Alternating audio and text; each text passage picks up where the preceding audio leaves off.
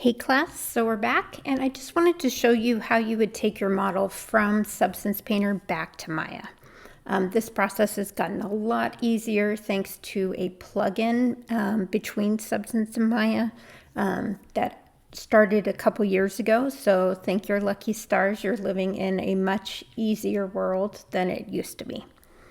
All right, so the first thing is that we need to get our textures outside of Substance Painter. So now, one thing to note, you did bake all of these maps, like the normal map, ID, curvature, etc., and height map. However, these are not the final maps that you'll use inside of Maya. Those we need to export from Substance. So let's go to File and Export Textures.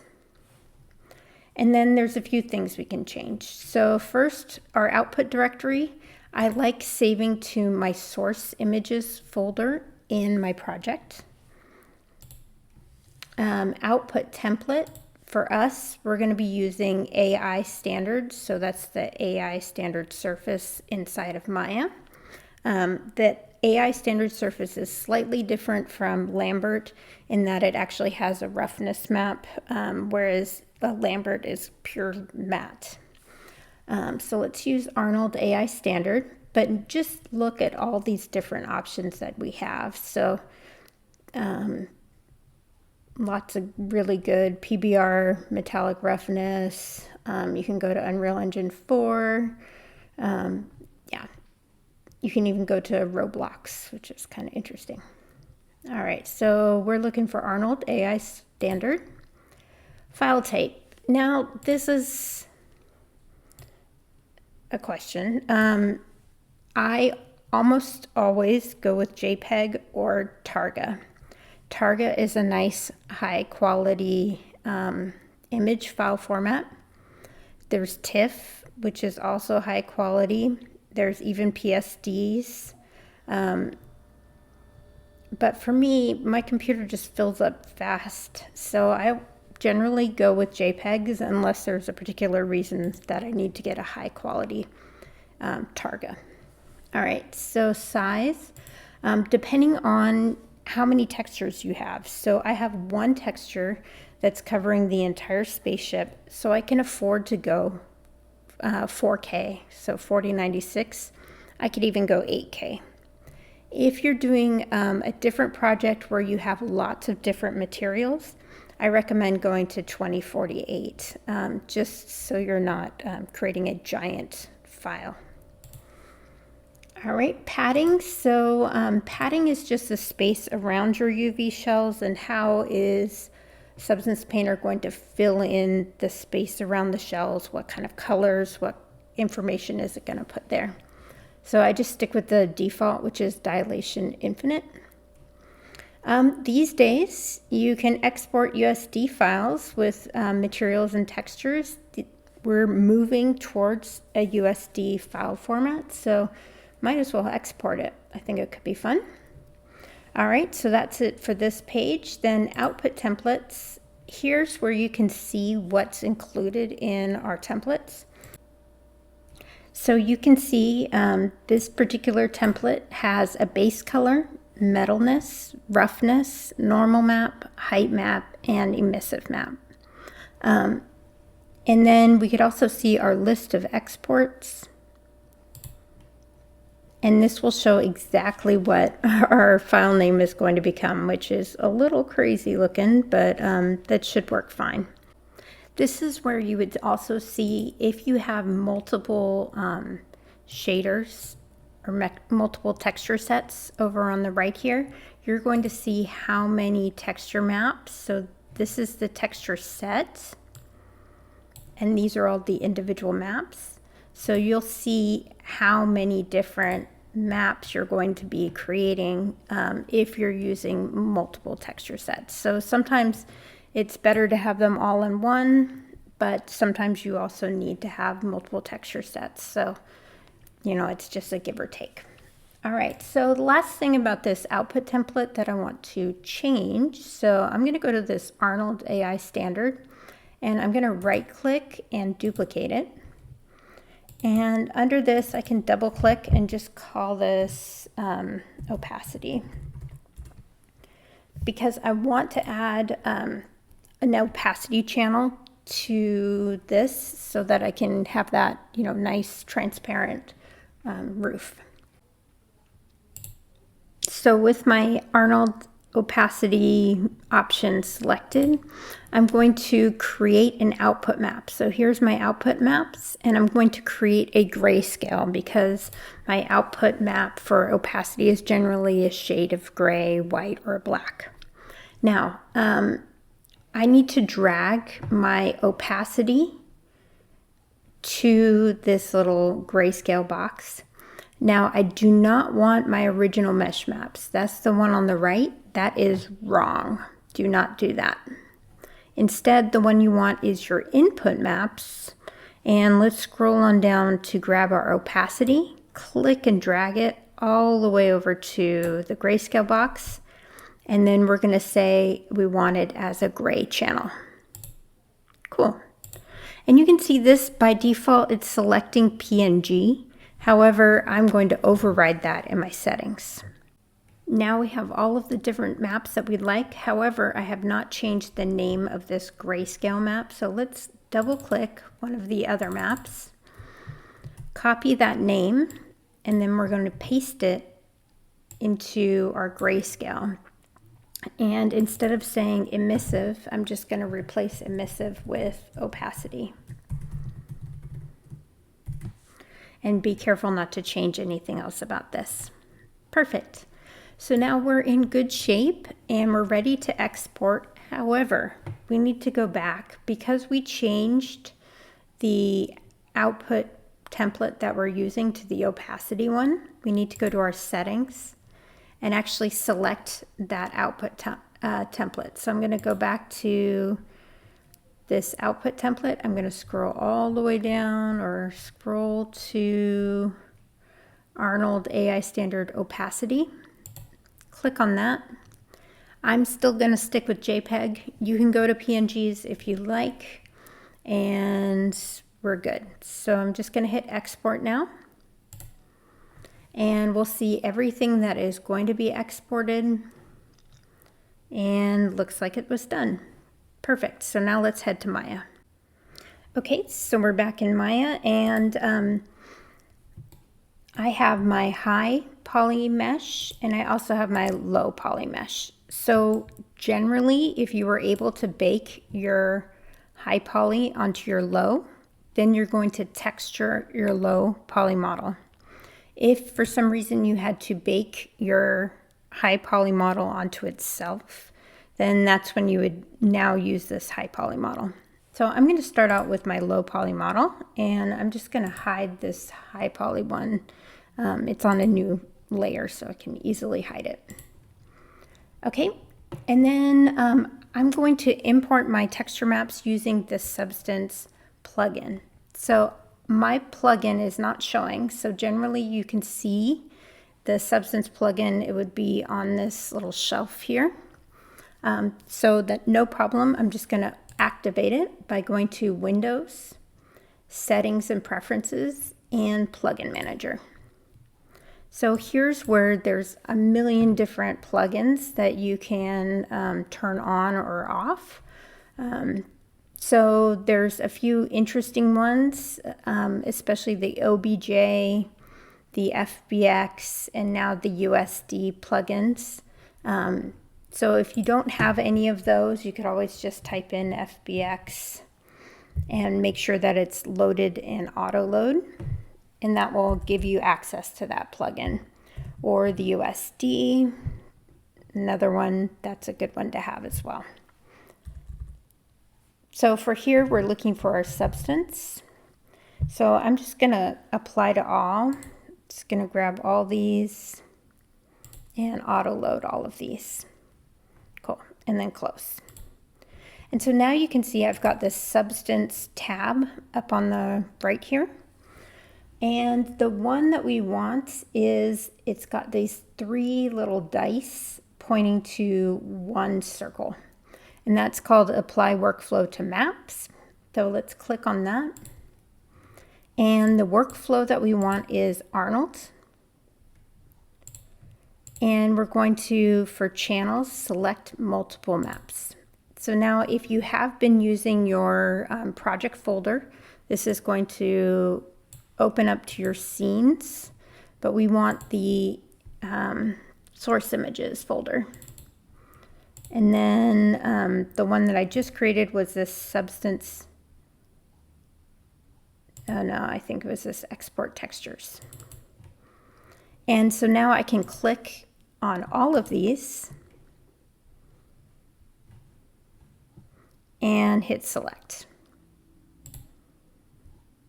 And you can see this attaches everything for me. So it's phenomenal. You can see this is grabbing my base color, it's grabbing my normal and putting it into the normal, the roughness, the metalness, the height.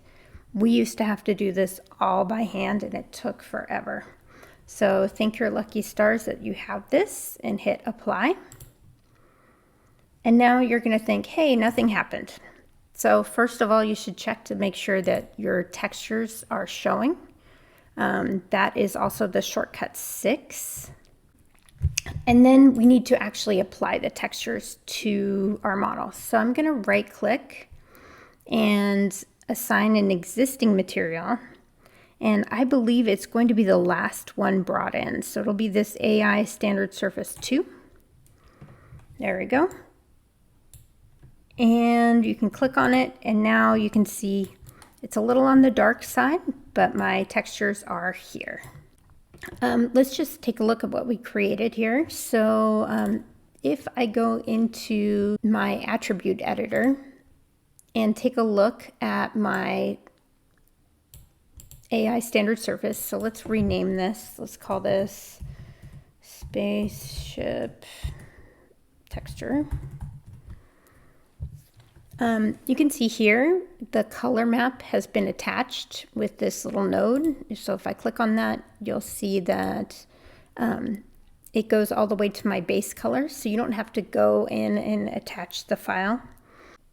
So this little symbol with the triangle and the square is like an input node and an output node. So you can go to the output connection. So that kind of takes you back by clicking on this output connection. And now we're back at our main spaceship texture. Let's take a look at what else was created. So we have our metalness map.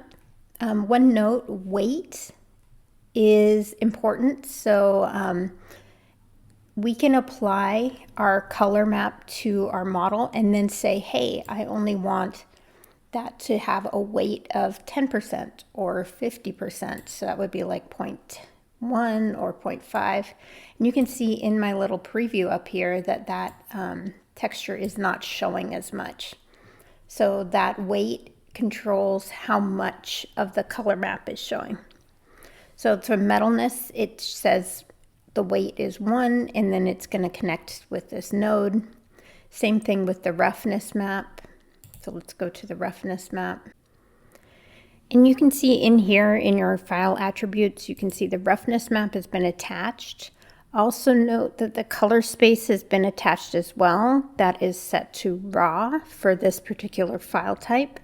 And then under the color balance below, we need to make sure that alpha is luminance is checked. Now the reason this is all important is the AI Standard Surface setup. So this is a chart that we used to use to attach all of our base colors, roughness, metallic, normal, opacity, by hand. And for each of our base colors or roughness maps, etc., we would have to make sure that we assigned the correct color space. These days, Substance Painter and that plugin does all of it for you, but it's still a really good chart to know and to refer to. And it's going to come in handy right here because we need to attach our opacity map. So that's going to be attached to our transmission weight, and we need to make sure it's set to raw, the color space is set to raw, and alpha is luminance is turned on. So let's go do that now. Now there is one thing that I need to point out, which is the opacity settings have changed. They used to go into transmission, but these days they go into geometry and then opacity. So let me show you how to attach that. So if you select your spaceship and go to your texture, scroll all the way down past transmission, we don't need that anymore, and instead go to geometry. And for this opacity, we are going to go to our little node here and click on that. Select File. Under Image Name, let's go to our image. Okay, I'm just going to grab my opacity. This is my original with very white and just a little gray, and hit open.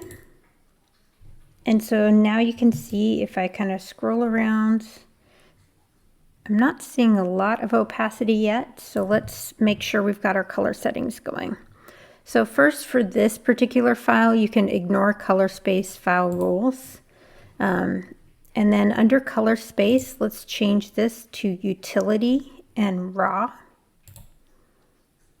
And then under color balance, let's do alpha is luminance.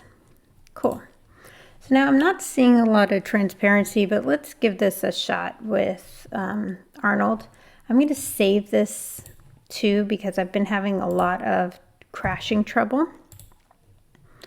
And let's just give this a shot. So Arnold, I'm going to add an Arnold sky dome light. And then let's render it. There we go. So now I can see that the transparency is working. It may not be working in our viewport, but that's okay. So now you can see I've got my model going. Here's where I could just do File and Save Image once it has been rendered. Also, a few things to know about this Arnold render view. You can take snapshots. So that's this little camera image here. And so I'm just going to make a little snapshot.